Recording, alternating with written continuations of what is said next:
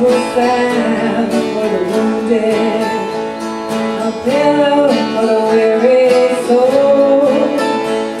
They are their hope for some broken hearts. It's time He'll make us whole, 'cause we're healing, healing, healing in the hands of time. We're all healing, healing, healing in the hands of time. He's taken us all on a journey. He knows exactly every inch of this road. If we could only see farther down it, we would know as He knows. We're all healing, healing, healing in the hands of time. We're all healing, healing, healing in the hands of time. If it's much too big today to handle, just hand it all over to Him. Father Time, Master of surprises, will surprise us once again, 'cause we're all healing, healing, healing in the hands of time. We're all healing, healing, healing in the hands of time. Healing, healing, healing in the hands of time. We're all healing, healing, healing in the hands of time.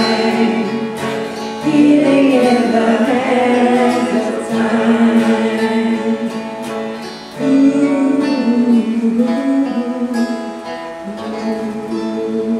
Perspective. As we shift our perspective, we shift our lives. Good morning. Morning. Morning. As spiritual beings, we can have, do, or be anything or everything. We can do this because we are a part of God who exists in anything and everything. God is limitless, so we as spiritual beings are limitless too. Amen. I believe that with my whole heart. Through God, all things are possible. Through spiritual practices and teachings, there are no limits. As human beings, though, we have some limits. We each only have 24 hours in each day. We have a need for food, water, shelter, sleep, companionship, purpose, and God. Only 24 hours in a day, that's true. And they seem to go by so quickly. We can stretch time a little bit, but we are still working with the same set of hours.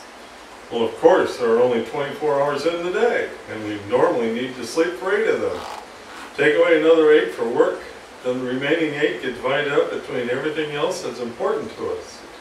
And now we get to the key of our human limitations, the free will, to decide what exactly is important to us. Huh? The key to human limitation? I see. You're talking about priorities, right? Exactly. Our human limitations are gifts from God. Well, I've never heard that before. How could limitations be a gift? Yeah, that doesn't fit with how I understood things either. Makes perfect sense to me. Simple cause and effect. I can want 2 different things, but if those 2 things that I want are in opposition to each other, then they cancel each other out. Then I have to use my freedom of choice to decide which of the 2 choices is really more important to me. Yes, through limitation, we force ourselves to choose our priorities. By priorities, you mean we have to choose what is most important to us? So when we chose to incarnate, we knew that there would be limitations. But because of those limitations, we would be able to clearly see what was really most important to us. Exactly. We all have limitations, for example, of time and money. We may feel that we have a finite amount of either that's ours to use. Right on. There are so many hours in the day and only so many dollars in the bank. We can use our time more wisely and have more time to dedicate to the people and things that are important to us. And we can always make more money if we want to, but even if we do those things, we still only have so much that's ours to play with. Because of those two simple limitations, for examples of time and money, we can take a close look at how we currently spend our minutes and our dollars. If you are spending your time and money on something, it's obviously important to you, a real priority to you, whether you'd like to admit it or not. Well, that's true. If we didn't think it was important, then we'd be spending our time and money on something else, of course. And we have the free will to choose what is important to us, how we spend our time, and what we spend our money on. And if our priorities shift, then we can also shift our schedules and bank books to match. Exactly. This is how our limitations provide clarity of our priorities. What is important to you, your family, your spirituality, your purpose, your friends? How much time do you dedicate on a daily basis to what you feel is important to you? What gets in the way? What steals your time so that you run out of time and just don't have the time to do what you really want to do? The same questions could be asked about your money. If your time and money are spent on things that you feel are important, congratulations. Keep doing it. Keep doing what you're doing. If too many things that you don't feel are important are getting in the way of what you do feel is important, then it might be time to make some choices and some changes. Either way, with God's help and the whole universe's support, your every decision, you have the free will to make any choice in any moment for your life. You can do it. And we're all here to help. So for this morning's meditation, you close your eyes, get comfortable in your chair. Feel this cleansing energy go from the top of your head all the way down to the bottom of your feet. So the net of white light is passing right through your body, leaving nothing but good, and filling you up with spirit, white light.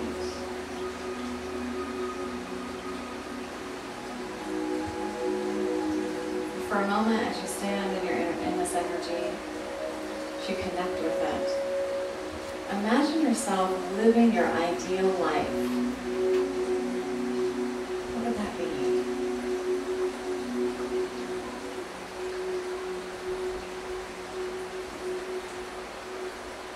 Imagine your connection with spirit. What would that be like in your ideal world?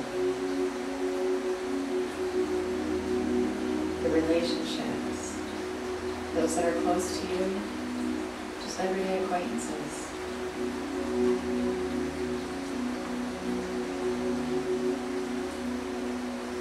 Your personality, who would you be in your ideal world?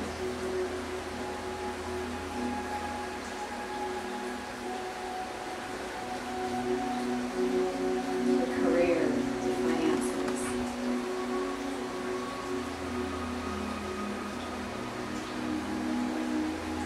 Your purpose, how you live each day.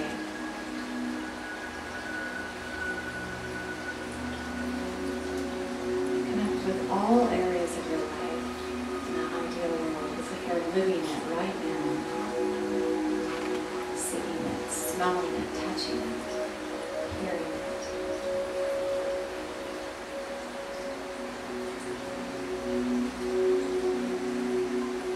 Embracing that energy and feeling how good it feels.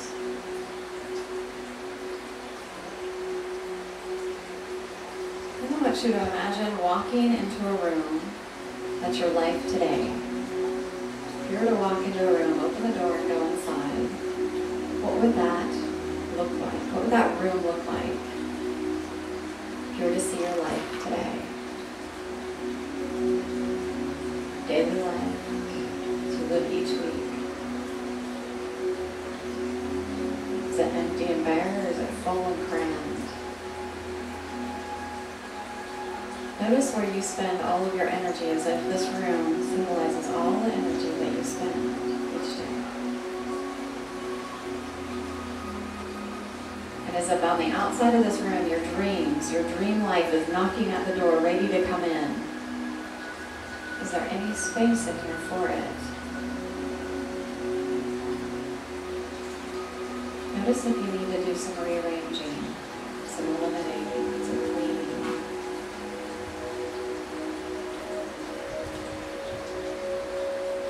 Give yourself permission to expand your room, to redecorate it.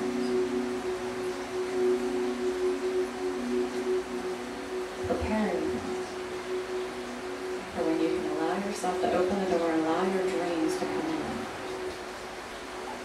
So take a minute and just get it ready.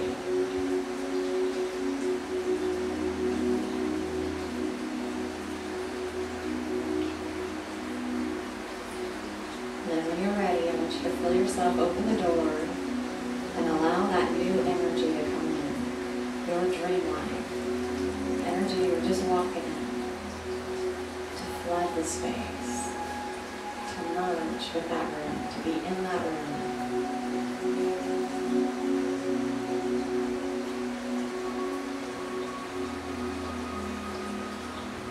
How does that feel?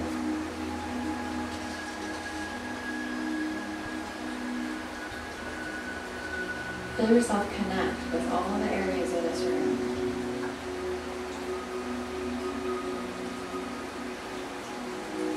If you want, imagine spirit coming in, viewing this room, sending energy to it, enhancing it, making it even better.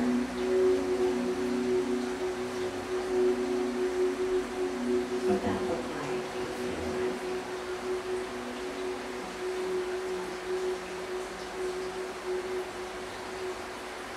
Feel the support that surrounds you as you stand in space, for you are not alone. The spiritual, physical, even the mental and emotional.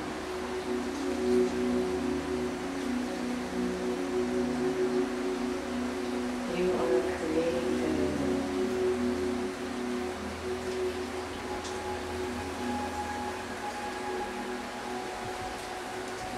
With that feeling, that you feel yourself coming back with a couple of deep breaths, allowing that energy to course through your body with each breath that you take. And all the cells, all the energy that's there to create it is happening.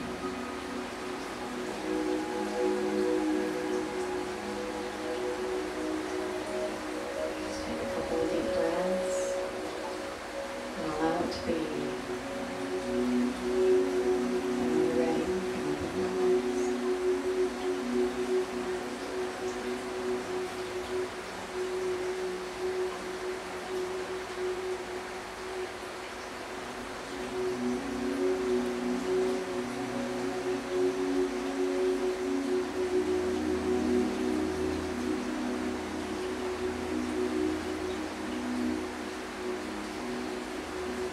As you walk through your day, as you start your morning, or even if you wonder what life is bringing you, go back to that image.